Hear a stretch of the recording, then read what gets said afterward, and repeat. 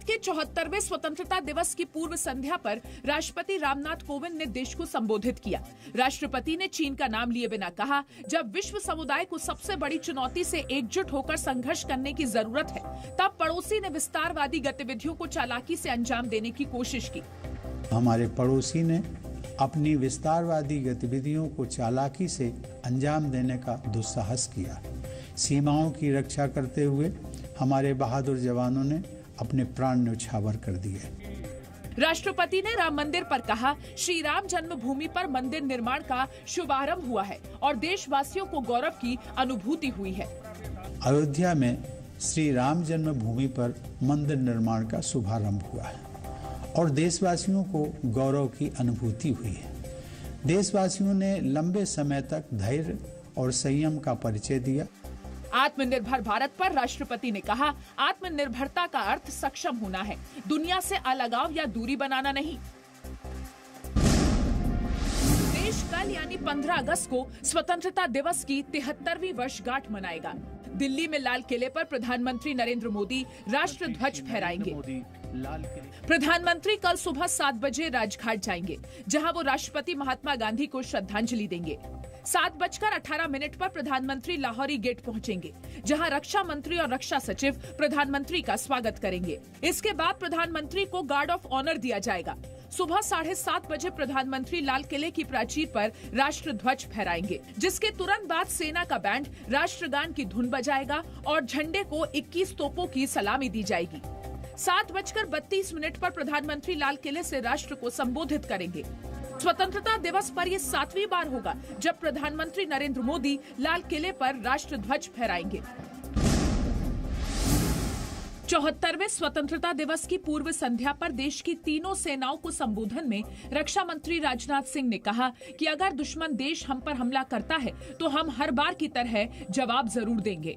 रक्षा मंत्री ने कहा कि भारत दिलों को जीतने में विश्वास रखता है, जमीन को नहीं। लेकिन इसका मतलब ये नहीं कि हम किसी को भी हमारे आत्मसम्मान को ठेस पहुंचाने देंगे। राजनाथ सिंह ने कहा कि इतिहास इस बात का गवाह है कि भारत ने कभी किसी पर हमला नहीं किया या दूसरे देश की जमीन पर कब्जा करने की कोशिश नहीं की। गलवान घाटी में बलिदान देने वाले सैनिकों को भी रक्षा मंत्री ने श्रद्धांजलि दी और कहा कि ये देश उनकी बहादुरी और सर्वोच्च बलिदान को कभी भूल नहीं सकता।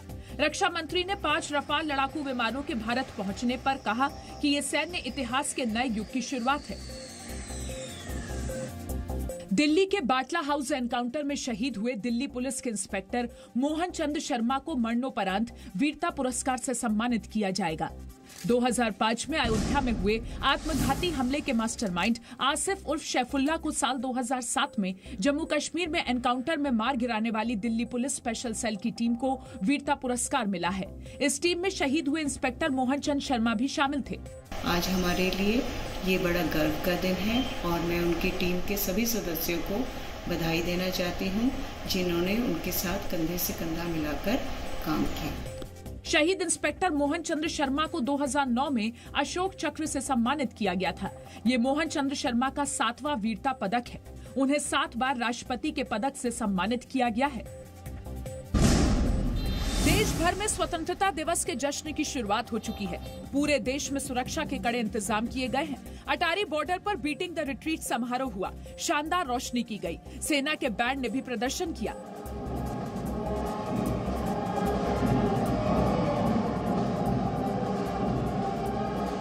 दिल्ली में भी 15 अगस्त का रंग दिख रहा है। रायसीना हिल्स रोशनी से जगमगा रहा है। संसद भवन पर रोशनी की गई है। देश के दूसरे हिस्सों में भी स्वतंत्रता दिवस की तैयारी पूरी है। लखनऊ में तैयारियों का जायजा लिया जा रहा है। राजस्थान में भारी बारिश के बावजूद लोगों का उत्साह कम नहीं है। झुंझुनू में लोग इस मौके पर रैली में शामिल हुए। जम्मू कश्मीर के नौगाम इलाके में आज हुए आतंकी हमले में शहीद पुलिस वालों को श्रद्धांजलि दी गई। इस आतंकी हमले में घायल तीसरे जवान की हालत स्थिर है। जम्मू कश्मीर पुलिस ने कहा है कि आतंकी हमले के पीछे आतंकवादी संगठन जैश ए मोहम्मद का हाथ है और आतंकवादियों की पहचान कर ली गई है। नौगाम में आज सुबह आतंकियों ने पुलिस पार्टी को निशाना बनाकर हमला किया था। 2 दिन पहले कश्मीर के पुलवामा में शहीद भारतीय सेना के जवान जिलाजीत यादव का आज जौनपुर में उनके पैतृक गांव में अंतिम संस्कार हुआ। शहीद जिलाजीत यादव परिवार के इकलौते बेटे थे और 3 महीने पहले ही पिता बने थे। राजस्थान विधानसभा में मुख्यमंत्री अशोक गहलोत ने आज सरकार का बहुमत साबित किया। सरकार की तरफ से विधानसभा में विश्वास प्रस्ताव पेश किया गया था। गहलोत ने बीजेपी पर चुनी हुई सरकारों को अस्थिर करने की साजिश का आरोप लगाया। गहलोत ने कहा कि कर्नाटक, मध्य प्रदेश, मणिपुर और गोवा में बीजेपी ने साजिश से सरकार बनाई, हालांकि राजस्थान में वो कामयाब नहीं होगी। सब जगह इन्होंने ही काम किए। ताजा उदाहरण था हमारा मध्य प्रदेश का और कर्नाटक का, वही टैक्टिस अपना ही यहाँ पर उस पर पूरी तरह एक्सपोर्ट हो गए लोग और प्रदेश वासियों की विजय मानता हूँ मैं। सरकार से बगावत करने वाले पूर्व उप मुख्यमंत्री सचिन पायलट और उनके समर्थक विधायकों ने पार्टी और सरकार का समर्थन किया है। पायलट ने कहा है कि जब तक वो यहाँ बैठे हैं सरकार सुरक्षित है। विधानसभा में सीट बदलने को लेकर सचिन पायलट ने कहा कि उन्हें विपक्ष के पास इसलिए बिठाया गया क्योंकि सीमा पर सबसे ताकतवर योद्धा को भेजा जाता है। समय के साथ साथ सब बातों को खुलासा होगा। आज मैं भाषण देने के लिए खड़ा नहीं हुआ हूं अध्यक्ष महोदय, लेकिन मैं इतना कहना चाहता हूं, जो कुछ कहना था, सुनना था, चाहे मैं हूं चाहे मेरा कोई साथी हो, हम लोगों ने जिस डॉक्टर के पास अपने मर्ज को बताना था वो बता दिया। गृह मंत्री अमित शाह की कोरोना टेस्ट रिपोर्ट नेगेटिव आई है। ये जानकारी गृह मंत्री ने खुद ट्वीट करके दी है। अमित शाह ने ट्वीट में लिखा है, आज मेरी कोरोना टेस्ट रिपोर्ट नेगेटिव आई है। मैं ईश्वर का धन्यवाद करता हूं। इस समय जिन लोगों ने मेरे स्वास्थ्य लाभ के लिए शुभकामनाएं देकर मेरा और मेरे परिजनों को ढांढस बंधाया, उन सभी का हृदय से आभार व्यक्त करता हूं। डॉक्टर्स की सलाह पर अभी कुछ और दिन तक होम आइसोलेशन में रहूंगा। गृह मंत्री अमित शाह के कोरोना संक्रमित होने की रिपोर्ट 2 अगस्त को आई थी। वो तभी से अस्पताल में भर्ती हैं। सुप्रीम कोर्ट ने वकील प्रशांत भूषण को अवमानना केस में दोषी करार दिया है। 20 अगस्त को उनकी सजा को लेकर सुप्रीम कोर्ट फैसला सुनाएगी। सुप्रीम कोर्ट ने कहा है कि प्रशांत भूषण की टिप्पणियां सुप्रीम कोर्ट और चीफ जस्टिस की गरिमा गिराने वाली हैं और बदनीयती से न्यायपालिका पर प्रहार से सख्ती से निपटने की जरूरत है। ऐसे सभी लोगों को एक सबक है कि कानून से ऊपर कोई नहीं है, सबको अपनी मर्यादा में रहनी चाहिए। अवमानना के दोषी प्रशांत भूषण ने सुप्रीम कोर्ट और चीफ जस्टिस को लेकर अपमानजनक टिप्पणियां की थी, जिस पर कोर्ट ने प्रशांत भूषण के खिलाफ स्वतः अवमानना कार्रवाई शुरू की थी। बेंगलुरु में 11 अगस्त को हुए दंगे के बाद एसडीपीआई को बैन करने की तैयारी हो रही है। दंगे के आरोप में बेंगलुरु पुलिस ने कांग्रेस पार्षद के पति कलीम पाशा को भी गिरफ्तार कर लिया है।